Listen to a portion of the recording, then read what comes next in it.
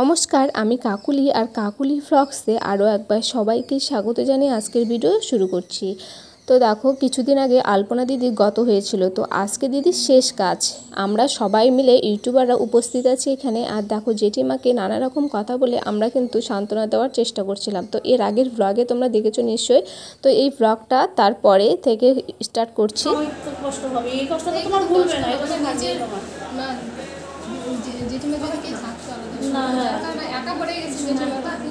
কিছুদিন আগে আমার বাবা মারা গেছে, এবার কাছের লোক হারালে যে কত কষ্ট,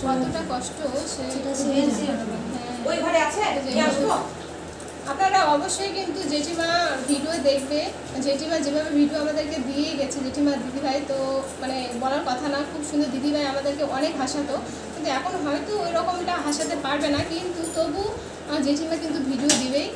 অবশ্যই কিন্তু জেঠিমাদের পাশে থাকবে। আর আমাদের এই যে জেঠিমা কিন্তু খুব ভালো মানুষ। আর আমরা মানে প্রতিটা ভিডিও দেখি, এরকম কোনো ভিডিও নেই যে দেখি না, প্রতিটা ভিডিও দেখি, এতই ভালো লাগে কি বলবো, খুব ভালো লাগে, তাই না? খুব ভালো লাগে। আর খুবই কিন্তু খারাপ লাগছে দিদি এরকম। কোনো অসুবিধা হচ্ছে তোমার? বালিশটাতে মাথা রাখো তো, বালিশটাতে একটু মাথা দাও। খারাপ প্রচন্ড। আর এইদিকে কিন্তু দিদির শাশুড়ি মানে জেঠিমা, ওই জেঠিমা কিন্তু প্রচন্ড অসুস্থ হয়ে পড়েছে। বাড়িতে প্রচন্ড চাপ, আর অনেক লোকজন এসেছে, আমরা সবাই এসেছি, অনেক লোক এসেছি আমরা। রিলসের ভিডিও ওটা বন্ধ করে রিলস নাও, রিলস নিয়েছো, লম্বা করো ফোনটা।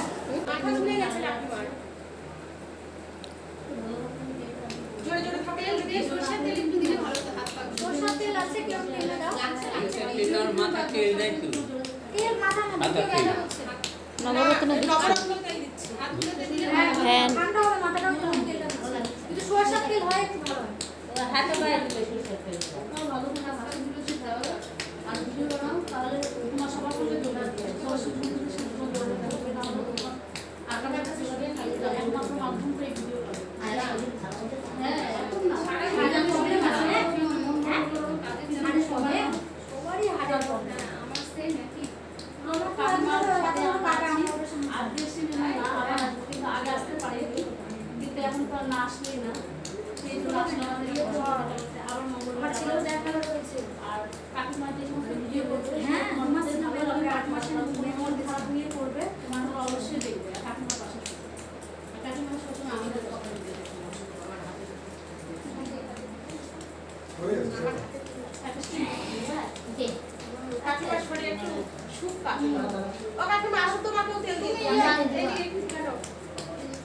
তেল দিলে 4 টাকা করে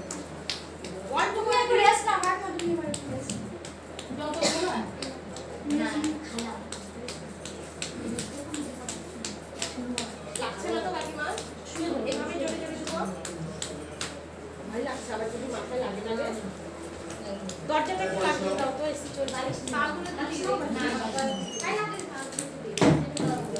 পাগুলো দিলে ভালো লাগে না।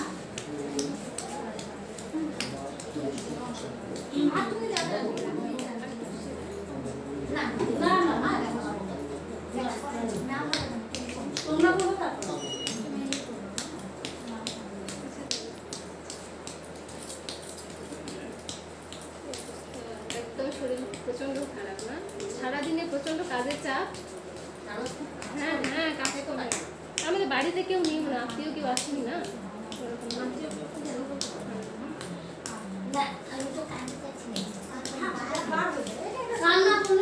তোমরা দেখলে যে আলপনা দিদির শাশুড়ি মানে কাকিমা হঠাৎ করে অসুস্থ হয়ে পড়েছে, আর আমরা সবাই মিলে মাথায় তেল দিয়ে দিয়েছিলাম, কেউ হাত পায়ে তেল দিয়ে দিচ্ছিলাম, মানে এরকম অবস্থাটা হয়েছিল হঠাৎ করেই। তো আমি পাগুলোতে ভালোভাবে তেল দিয়েছিলাম, আর বুঝতে পারছো যে একটু অসুস্থ হলে হাত পাগুলোতে ভালোভাবে তেল মালিশ করে দিলে একদম একটু শরীরটা ভালো লাগে। যাই হোক, এরপর দেখো জেঠিমা কিন্তু প্রচণ্ড ভেঙে পড়েছে। তো জেঠিমাকে একটু নানা রকম কথা বলে সান্ত্বনা দেওয়ার চেষ্টা করছিলাম, কিন্তু দেখো জেঠিমা যতই কিছু বলছে কিন্তু মানে মন সব সময় শুধু দিদির কথাই ভাবছে। আর একটা কথা কি বলো তো, সবাইকে সান্ত্বনা দিতে পারবে পৃথিবীর, কিন্তু একটা মাকে কখনোই তার সন্তানের প্রতি সান্ত্বনা দিতে পারবে না। কারণ সন্তানকে ছোট থেকে বড় করে মানুষ করে হঠাৎ করেই তাকে ছেড়ে দিলে কতটা কষ্টজনক বিষয় সে শুধু মায়ে জানে। আর এইদিকে দেখো এরপরে যে দাদা ভাই ওই যে পাশে একটা দিদিভাই আছে, তো বলছিল ওই দিদিভাই দাদা ভাইয়ের কে হয়, তো সেই বিষয়টা। আর আমরা সবাই মিলে এখানে ছিলাম উপস্থিত।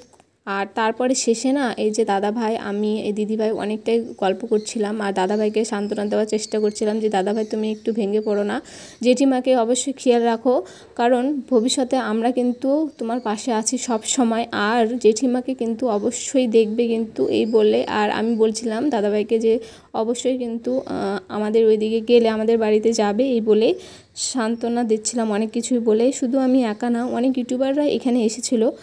আর কিন্তু খুবই খারাপ লাগছে এই বিষয়টা, কিন্তু কি করব বলো, যে করার আর কিছু নেই, যাকে যখন যেতে হয় তাকে তখন যেতেই হবে, তো সেইভাবে ভগবান লিখে দিয়েছে। আর আলপনা দিদির আত্মার শান্তি কামনার জন্য সবাই প্রে করবে, কিন্তু যেখানে দিদিভাই থাকুক যেন সুস্থ থাকে, ভালো থাকে।